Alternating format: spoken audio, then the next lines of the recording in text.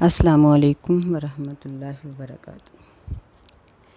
اعوذ باللہ من الشیطان الرجیم، بسم اللہ الرحمن الرحیم۔ وَظَلَّلْنَا عَلَيْكُمُ الْغَمَامَ وَأَنزَلْنَا عَلَيْكُمُ الْمَنَّ وَالسَّلْوَىٰ، اور ہم نے سایہ کیا تم پر بادلوں کا، وَأَنزَلْنَا، اور ہم نے نازل کیا تمہارے اوپر من اور سلوہ۔ کلوا من طیبات ما رزقناکم، کھاؤ پاکیزہ چیزوں میں سے جو ہم نے تمہیں رزق عطا کیا۔ وما ظلمونا، اور انہوں نے ہمارے اوپر ظلم نہیں کیا، ولکن کانوا انفسہم یظلمون، اور لیکن وہ اپنے ہی نفسوں پر ظلم کرتے تھے۔ وَإِذْ قُلْنَا ادْخُلُوا هَٰذِهِ الْقَرْيَةَ، اور جب ہم نے کہا کہ داخل ہو جاؤ اس بستی میں، فَكُلُوا مِنْهَا حَيْثُ شِئْتُمْ رَغَدًا، پس کھاؤ اس میں سے، حَيْثُ شِئْتُمْ، جہاں سے تم چاہو، کھلا، وَادْخُلُوا الْبَابَ سُجَّدًا، اور داخل ہو جاؤ بستی میں، بیت المقدس میں سجدہ کرتے ہوئے، وَقُولُوا حِطَّةٌ نَغْفِرْ لَكُمْ خَطَايَاكُمْ، اور کہو کہ ہم بخشش چاہتے ہیں، حِطَّةٌ بخشش کا سوال ہے، نَغْفِرْ لَكُمْ ہم بخش دیں گے تمہارے لیے، خَطَايَاكُمْ تمہاری خطاؤں کو، وَسَنَزِيدُ الْمُحْسِنِينَ اور ہم ان قریب بہت جلدی اچھا بدلہ دیں گے نیکی کرنے والوں کو۔ فَبَدَّلَ الَّذِينَ ظَلَمُوا قَوْلًا غَيْرَ الَّذِي قِيلَ لَهُمْ، پس بدل دیا بات کو ان لوگوں نے جنہوں نے ظلم کیا، غیر الذی قیل لہم، اس بات کے ساتھ جو ان کو نہیں کہی گئی تھی، یا اس کا لفظی ترجمہ یوں کر لیں کہ سوائے اس بات کے جو ان کو کہی گئی تھی، یعنی جو بات کہنے کا حکم دیا گیا تھا اس کو دوسری بات سے بدل دیا۔ فَأَنزَلْنَا عَلَى الَّذِينَ ظَلَمُوا رِجْزًا مِّنَ السَّمَاءِ بِمَا كَانُوا يَفْسُقُونَ، پس ہم نے اتار دیا ظلم کرنے والے لوگوں پر عذاب آسمان سے، اس وجہ سے کہ وہ فسق کرتے تھے، اللہ کی نافرمانی کرتے تھے۔ اب ہم اس کو دوبارہ دیکھیں گے۔ وَظَلَّلْنَا عَلَيْكُمُ الْغَمَامَ، ظَلَّلْنَا یعنی ہم نے اڑا دیا یا سایہ کر دیا، اڑی جانے والی چیز کو کہتے ہیں ظل یظل، سایہ کر دینے والی چیز جو اوپر سے آ جاتی ہے۔ علیکم الغمامہ، علیکم تمہارے اوپر، غمامہ یہ غمامتن کی جمع ہے، یعنی بادل، ایسا بادل سفید رنگ کا جس نے آسمان کو ڈھانپ لیا، چونکہ یہ لوگ اس دریا سے گزر کر میدان تیہ میں بیٹھے ہوئے تھے، وہاں پہنچ گئے تھے جہاں ان کے لیے صحرا میں کھانے پینے کا یا دھوپ سے بچنے کا کوئی انتظام نہیں تھا، تو اللہ تعالیٰ نے ان کے اوپر یہ 7واں انعام کیا کہ خاص قسم کے بادل ان کے اوپر اڑا دیے کہ آسمان کو ان بادلوں نے ڈھانپ لیا اور یہ لوگ دھوپ میں جلنے سے بچ گئے۔ وَأَنزَلْنَا عَلَيْكُمُ الْمَنَّ وَالسَّلْوَىٰ، یہ 8واں احسان تھا کہ کھانے اور پینے کے لیے اللہ تعالیٰ نے ان کو من اور سلوہ 2 چیزیں عطا کیں۔ من، اس کے بارے میں مختلف روایات ہیں کہ بعض کہتے ہیں کہ وہ شہد کی طرح میٹھا تھا، وہ زمین سے اگتا تھا، کہ وہ بعض کہتے ہیں کہ وہ آسمان سے جس طرح برف برستی ہے اس طرح کوئی چیز گرتی تھی تو یہ لوگ اکٹھا کر کے کھا لیتے تھے، یعنی مختلف اس میں روایات ہیں۔ تو سب سے جو بہتر روایت ہے جس سے ہم اس بات کو سمجھ سکتے ہیں کہ من کیا ہے، وہ سیدنا سعید بن زید رضی اللہ تعالیٰ عنہ کی روایت ہے۔ وہ کہتے ہیں کہ نبی علیہ الصلوۃ والسلام نے فرمایا، الکمأۃ من المن وماؤہا شفاء للعین، کہ کھمبی یہ من کی ایک قسم ہے اور اس کا پانی آنکھوں کے لیے شفا ہے، یہ احمد میں بھی روایت ہے، بخاری میں بھی اس کی روایت ہے۔ تو اس سے معلوم ہوتا ہے کہ کھمبی کی قسم تھی۔ تو ساری روایات کو ملا کر یہ ہمیں معلوم ہوتا ہے کہ اللہ تعالیٰ اس صحرا میں خلاف واقعہ اس طرح کی چیزیں اگا دیتے تھے جو مختلف قسم کی تھیں، جن میں سے ایک قسم کھمبی بھی تھی۔ یہ چیزیں میٹھے ذائقے کی تھیں، ان کو پکانا نہیں پڑتا تھا اور یہ لوگ کھا لیتے تھے، اور ان کو یہ حکم تھا کہ یہ جمع نہ کریں، بس کھاتے جائیں، جتنی ضرورت ہے اتنی کھا لیں۔ اور سلوا یہ ایک چھوٹا سا پرندہ ہوتا ہے جو ان کے اوپر بکثرت آ جاتا، آسمان سے اڑتا ہوا ان کے اتنا قریب آ جاتا کہ یہ اس کو اپنے ہاتھ سے ہی پکڑ لیتے اور اس کو معمولی سا گرم کرنے پر، یعنی اس کو ذبح کر کے صاف کر کے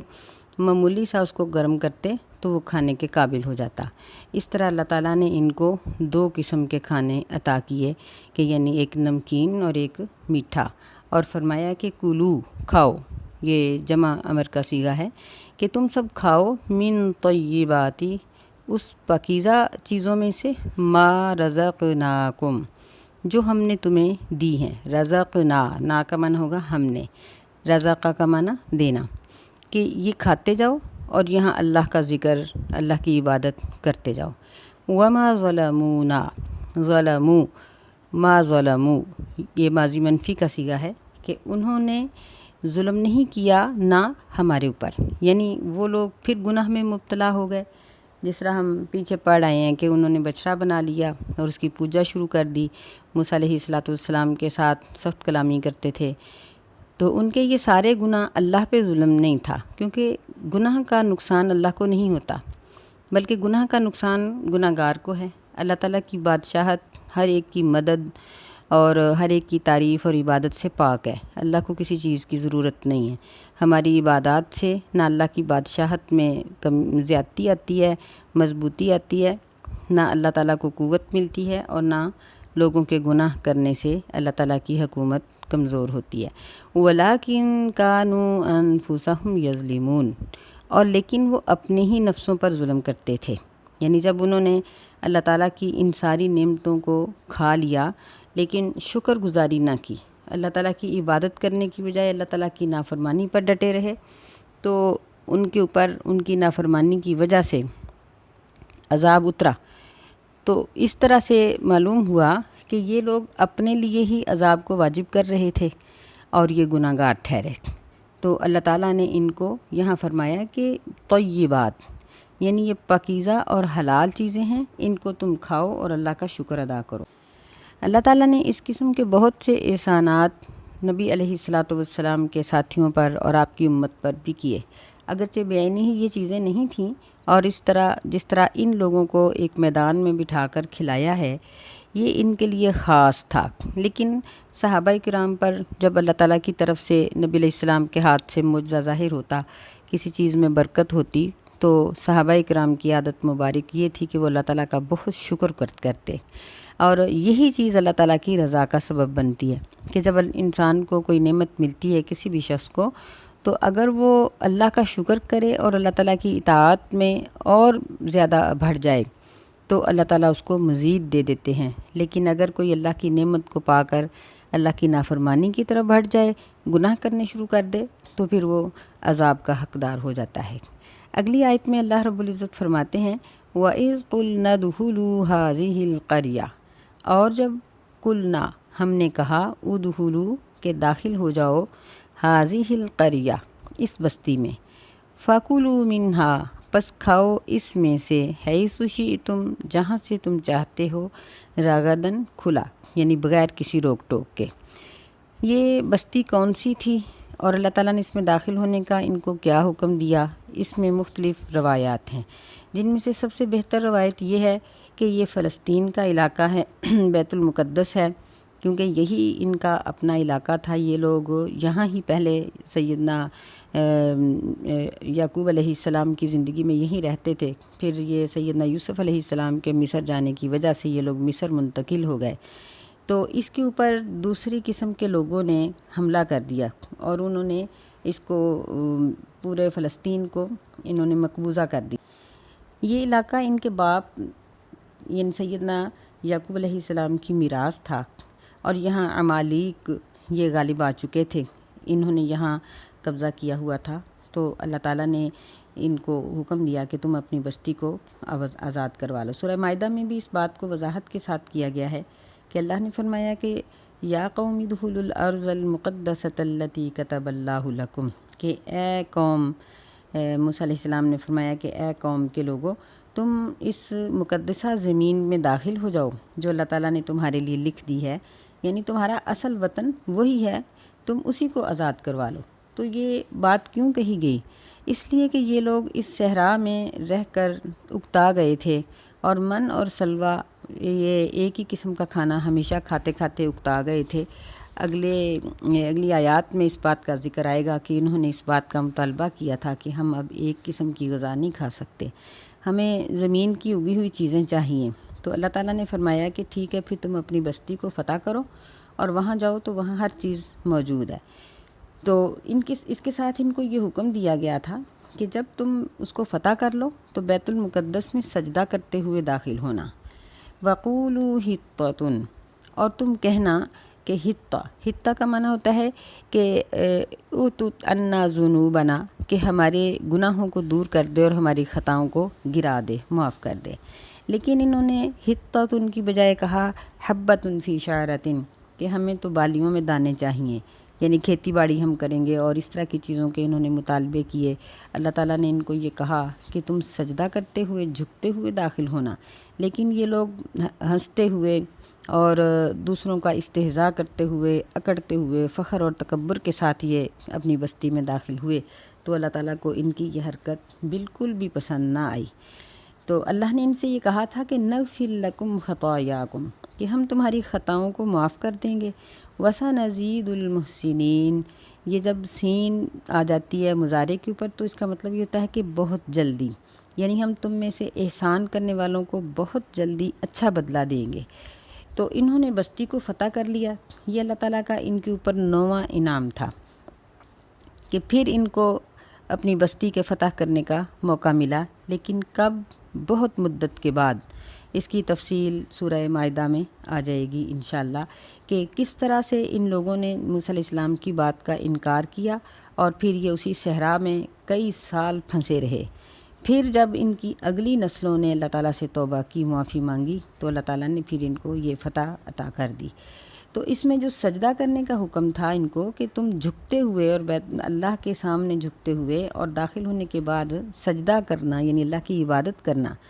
تو اللہ تعالیٰ کا یہی حکم ہر ایک کے لیے ہے۔ نبی علیہ الصلوۃ والسلام نے جب مکہ کو فتح کیا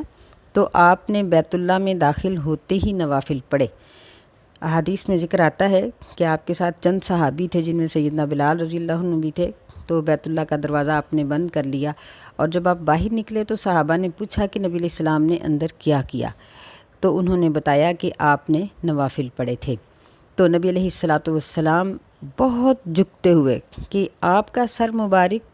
اونٹ کی کوہان تک پہنچا ہوا تھا، اس طرح سے جھکتے ہوئے آپ بیت اللہ میں داخل ہوئے، اور یہی سنت نبی علیہ الصلوۃ والسلام کی آپ کے صحابہ نے اپنائی کہ جب سیدنا عمر رضی اللہ تعالیٰ عنہ کے زمانے میں فلسطین فتح ہوا ہے تو اس وقت ان کی بھی حالت یہ تھی کہ وہ سواری کے اوپر نہیں بلکہ سواری سے اتر کر چل رہے تھے، اور اتفاق سے وہاں بہت بارش کی وجہ سے کیچڑ تھا، تو سیدنا عمر رضی اللہ تعالیٰ عنہ نے اپنے جوتے بھی اتار لیے، کیونکہ پہلے زمانے میں لوگ ایسے ہی کرتے تھے کہ بارش وغیرہ میں جوتے اتار لیا کرتے تھے، کیونکہ جوتے ان کے ایسے مٹیریل کے ہوتے تھے کہ وہ گیلے نہیں ہو سکتے تھے۔ تو سیدنا عمر رضی اللہ تعالیٰ عنہ اس انکساری کی حالت میں فلسطین کے اندر داخل ہوئے تھے، لیکن ان لوگوں نے تکبر کیا، اور جب یہ اکڑتے ہوئے داخل ہوئے تو اللہ تعالیٰ نے ان کے اوپر عذاب نازل کیا، اور عذاب نازل ہونے کی وجہ بھی بتاتی۔ فرمایا فبدل الذین، فا کا معنی پس بدلا، بدل دیا، جنہوں نے ظلم کیا تھا، کس چیز کو بدلا؟ قولاً، اس بات کو بدل دیا جو ان کو کہنے کا حکم تھا، غیر الذی قیل لہم، اس بات کے ساتھ انہوں نے بدل دیا جو ان کو نہیں کہی گئی تھی۔ یعنی اللہ نے کہا تھا کہ تم بخشش مانگتے ہوئے جانا، یہ کہنا کہ اللہ ہماری خطاؤں کو گرا دے، معاف کر دے، لیکن انہوں نے کہا کہ حبۃ فی شعرۃ، ہمیں کھیتی چاہیے اور بالیوں میں دانے چاہیے۔ تو اللہ کہتے ہیں کہ فَأَنزَلْنَا عَلَى الَّذِينَ ظَلَمُوا، پس ہم نے انزلنا نازل کر دیا ان ظلم کرنے والے لوگوں پر، رجزا من السماء آسمان سے سخت قسم کا عذاب، اس وجہ سے کہ وہ فسق کرتے تھے۔ تو یہ عذاب ان کے اوپر کون سا نازل کیا گیا تھا؟ رجز سے کیا مراد ہے؟ یہ سیدنا ابن عباس رضی اللہ تعالی عنہ فرماتے ہیں کہ اللہ تعالیٰ کی کتاب میں رجز سے مراد طاعون کی بیماری ہے، اور پھر یہ متصل سند کے ساتھ یہ روایت بیان کی جاتی ہے خزیمہ بن ثابت رضی اللہ تعالیٰ عنہ سے۔ وہ کہتے ہیں کہ نبی علیہ السلام نے فرمایا کہ الطاعون رجز عذاب اصیب بہ من کان قبلکم، کہ طاعون ایک رجز ہے، سخت قسم کا عذاب ہے جس کے ساتھ تم سے پہلے لوگوں کو عذاب دیا گیا۔ تو اللہ رب العزت نے اس قوم کے اوپر اتنے بڑے بڑے احسان کیے جو باقی لوگوں پر نہیں کیے تھے، باقی امتوں سے ہٹ کر ان کے اوپر یہ احسان کیے، لیکن ان لوگوں نے اللہ تعالیٰ کے حکم کی نافرمانی کی، فسق کیا، تو ان کے فسق کی وجہ سے یہ لوگ پھر بڑی بڑی بیماریوں اور وباؤں میں مبتلا ہو گئے۔ اللہ ہمیں سمجھنے کی توفیق دے اور اپنے عذاب سے اور اس طرح کی مصیبتوں سے ہمیں محفوظ رکھے، آمین۔ السلام علیکم ورحمۃ اللہ۔